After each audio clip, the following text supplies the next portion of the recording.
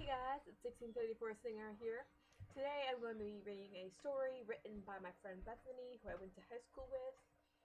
Unfortunately, the story is kind of a cliffhanger, so I apologize. I can't really do anything about it. If that annoys you, I don't know what to tell you.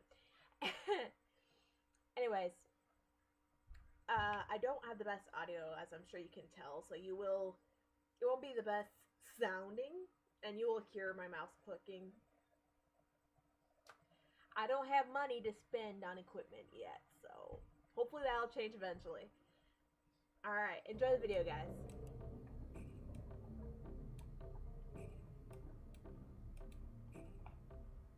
I walked through the door of the tent and freeze.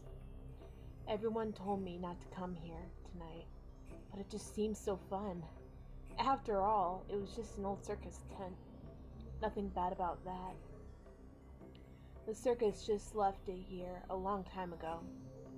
Those stories of young kids disappearing, they're just ghost stories made to scare little kids before bed. On my way to the tent, I slowly started to regret coming alone. The wind was howling, the moon and stars covered up by clouds. A chill that hung in the air, dead trees and bushes, the dead grass crunching under my feet, the tent's door flapping in the wind, penetrating the silence. I glanced over my shoulder every few seconds, for the feeling I was being watched gradually grew on me. As I walked through the doorway, I finally realized why. The tent was large and open. Bleachers lined up all around the edge for the audience, leaving an opening at the end of the tent where it was attached to another tent, presumably where the performers were when they were not performing. A large ring was placed on the floor where they would perform in. The ring was a red and yellow checkered print that went along with the colors of the tent itself. Two large poles were stuck into the ground on opposite ends of the large ring, rising up close to the top of the tent. A small slice of rope was held tightly into the place above where the crowd would have been. It was attached at a small platform just above a ladder that was leaning against the poles. I gasped to see a tall but slim man reaching up to take hold of the platform. He pulled himself and took a stance on the ledge. He was going to walk across. "Mister, stop!" I screamed at him. He didn't even flinch. What was wrong with him? Did he know I was there? Did he want to die from falling off of that tight rope? I thought to myself. Something was just wrong about him. It was too dark to tell, but he was different. He wasn't normal like most men were, but I couldn't tell why. Just as I was about to yell out again, he lifted his foot and stepped out onto the rope.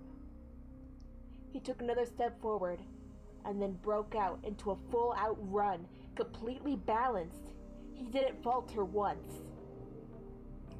He came to a halting stop at the center of the rope and turned toward me just as the moon came out behind the clouds, shining through a large hole in the top of the tent onto his face. My breath caught in my throat. I found out what was truly off about him. His face. He didn't have one. It was just a pure sheet of skin covering what would have been a face. No eyes, no mouth, no nose. He didn't even have ears. Just a head covered in skin with short black hair. An ear-splitting scream ripped through the tent, or at least what I would call a scream. It was full of agony, although I'd say it came from another species. There was no way that sound could have ever come from anyone human, no matter what. I flinched upon hearing the noise, bending over and clutching at my ears. It was painful to hear, like a hot branding iron was being stabbed into my brain 100 times per second. I squeezed my eyes tightly shut as I let loose a scream of my own from the pain it was causing me. After what felt like forever, but would have only been for a few seconds, the scream stopped. I stopped clutching at my ears and tried to catch my breath. Once I was at least under control of my breathing, I looked up to the man on the tightrope. To my surprise, he was still there. At least, somewhat. From where he originally stood hung a rope. It was hung down several feet, and on the very end of it, swaying in the slight breeze that I couldn't feel, was a faceless man. I stared for a few moments at his unmoving body, thinking I had to have been asleep.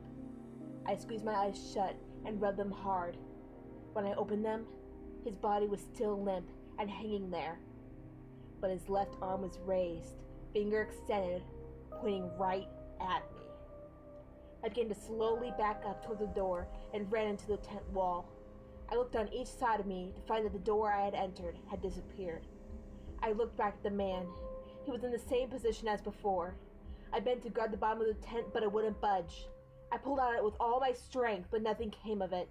I was stuck inside the tent. If I didn't find out a way soon, I'd end up just another story people told.